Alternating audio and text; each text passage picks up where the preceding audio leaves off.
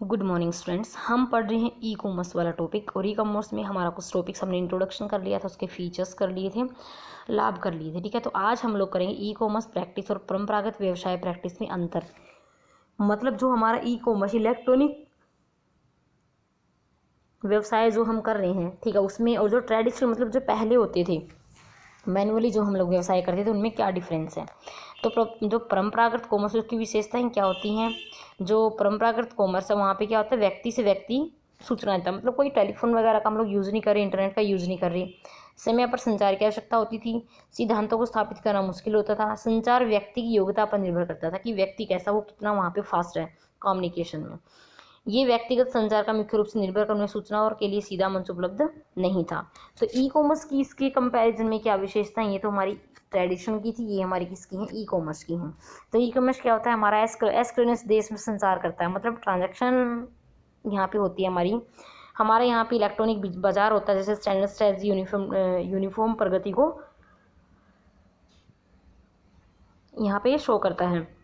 Electronic बाजार में क्या होता है, मानव मुँह का कोई स्थान नहीं होता, मतलब वहाँ पे हमें इंसान को हर जगह पे व्यक्तिगत जाने की जरूरत नहीं होती, वो कम्युनिकेशन सिस्टम से इंटरनेट के माध्यम से वहाँ पे पहुँच सकता है। सभी सूचना एक स्थान पर प्रत्येक ग्राहक को उसकी आवश्यकता अनुसार मिल जाती हैं। कॉमर्शियल एक्टिविटी के लिए विश्व मंच की सहायता प्रदान करता है।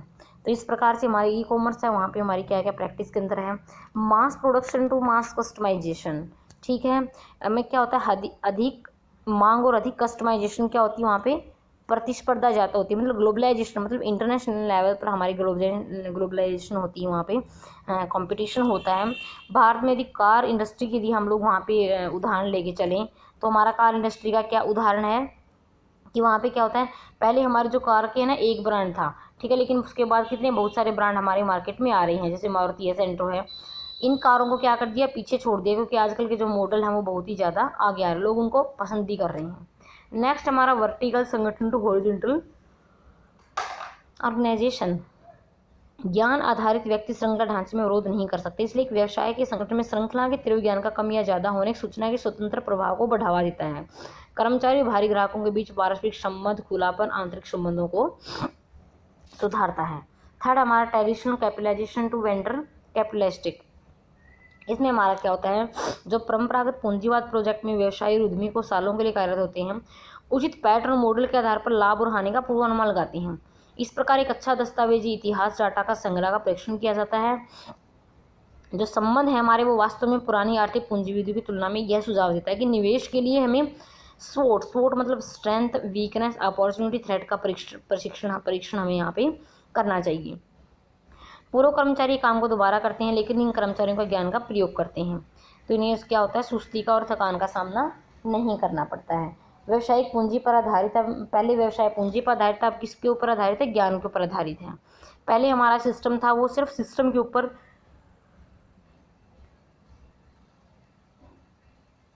निर्भर नहीं था, ना ही नेटवर्क के ऊपर। आजकल पूरा का पूरा जो हमारा व्यवसाय है वो किसके ऊपर निर्भर है, सिस्टम के ऊपर और हमारा नेटवर्क के ऊपर। व्यवसाय पहले उत्पाद के ऊपर आधारित था, लेकिन आज पर सेवाओं पर आधारित है, वो सेवाएं कितनी प्रदान कर रहे हैं हमें। यह पहले शारीरिक संगठन है, लेकिन आजकल क्या है, वास्तविक संगठन है। परंपरागत व्यवसाय मॉडल का व्यवसाय अब कम लागत और मैन पावर में बदल चुका है। बच्चों आजकल जो मैन पावर वो कम हमें आवश्यकता पड़ती है, कागज की कम आवश्यकता पड़ती है। ठीक है, तो इस प्रकार से हमारा ट्रेडिशनल बिजनेस प्रैक्टिस है और हमारा ई कॉमर्स, उसके अंदर अंतर है। इसमें प्रोडक्शन ज़्यादा होता था, इसमें क्या होता है, कस्टमाइजेशन ज़्यादा, कि कस्टमर ज़्यादा होने चाहिए। ठीक है, इसमें मजदूर साधन का कार्य करते, लेकिन यहाँ पे साधन मजदूरों का काम करते हैं, मतलब मशीनीकरण ज़्यादा है। ठीक है, इसमें कर्मचारी काम को दोबारा करते हैं, यहाँ पे ज्ञान का प्रयोग करते हैं। शारीरिक संगठन है, वास्तविक संगठन है, आदेश पर नियंत्रण देता है, विशिष्ट नियंत्रण है। पूंजी पर आधारित था पहले हमारा, लेकिन आजकल किस पे, नॉलेज के ऊपर आधारित है। पहले साइक्रोनियस था, मतलब एक के बाद दूसरा तीसरा श्रृंखला में काम करते हैं, आजकल श्रृंखला की कोई आवश्यकता नहीं है। ठीक है, पूंजी प्राइमरी ड्राइवर होता है, लेकिन यहाँ पे ज्ञान जरूरत है, पूंजी की जरूरत नहीं है। सिद्धांतों को स्थापित करना मुश्किल था, लेकिन आजकल हमारे जो स्टैंडर्ड है वो बने बनाए हैं। यूनिफॉर्म मंच उपलब्ध नहीं था, लेकिन आजकल यूनिफॉर्म मंच हमारा क्या है, उपलब्ध है।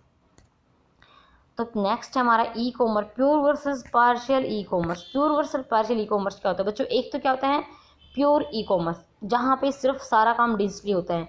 पार्शली में क्या होता है कि कुछ काम तो हमारा बहुत ही डिजिटली होता है और कुछ काम हमारा कैसे होता है, शारीरिक रूप से होता है, तो इसको हम लोग बोलते हैं पार्शल ई कॉमर्स।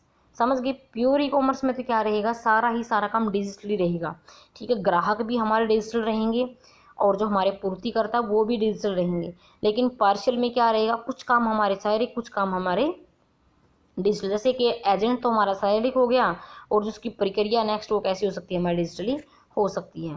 तो ये हमारा देखो यहाँ पे बनाया हुआ है एक pure versus partial e commerce का, ये हमारा एक प्रोसेस है। समझ गए। तो ई कॉमर्स के हमारे एलिमेंट्स क्या क्या हैं, ई कॉमर्स के हमारे एलिमेंट्स क्या क्या, सबसे पहले प्रोडक्ट होना चाहिए, ठीक है, उसको बेचने का एक स्थान होना चाहिए। तो एक वेबसाइट हम यहाँ पे क्रिएट करेंगे, फिर वहाँ पे जो हमें ऑर्डर कर रहे हैं उनको एक्सेप्ट करने का सिस्टम होना चाहिए। फिर हमें वो पेमेंट करेंगे तो वो भी हमारे पास सिस्टम होना चाहिए, क्रेडिट कार्ड से लेनी है, डेबिट कार्ड से लेनी है, एफडी का यूज़ करना है। ग्राहकों को शिपिंग का सिस्टम होना चाहिए, डिलीवरी सिस्टम होना चाहिए, ठीक है। वापस स्वीकार करने का मार्ग, यदि रिटर्न करता तो क्या सिस्टम रहेगा। वारंटी क्लेम होना चाहिए, ग्राहकों को सेवा उपलब्ध कराने का सिस्टम होना चाहिए, ठीक है। तो इस प्रकार से जैसे यहाँ पे हमारा देखा, ये हमारा ई कॉमर्स है, ठीक है। यहाँ से हमारा स्टार्ट होता है, ये हमारे सेलर सप्लायर्स बैठे हैं, ये हमारे परचेजर एक वेबसाइट के माध्यम से वो क्या करेंगे, ऑर्डर करेंगे हमें, ठीक है। तो जो सुपर परचेजर है वहाँ पे क्या करेंगे, इनका बैंक रहेगा, एक फिर कस्टमर का बैंक रहेगा कि कस्टमर किस बैंक में डालेगा, ठीक है। फिर एक सेलर का बैंक रहेगा। इस प्रकार से वो पेमेंट हमारी कैसे पहुँचेगी हमारे तक, ये पूरा का पूरा हमारे पास क्या होना चाहिए, सिस्टम होना चाहिए। तो बच्चों इस प्रकार से ये हमारा आज का टॉपिक था, ठीक है। आप इसको अच्छे से कर लेना, कोई प्रॉब्लम है तो आप लोग बात पूछ सकते हो, ठीक है, प्रॉब्लम शॉर्ट आउट कर सकते हो। Thank you students.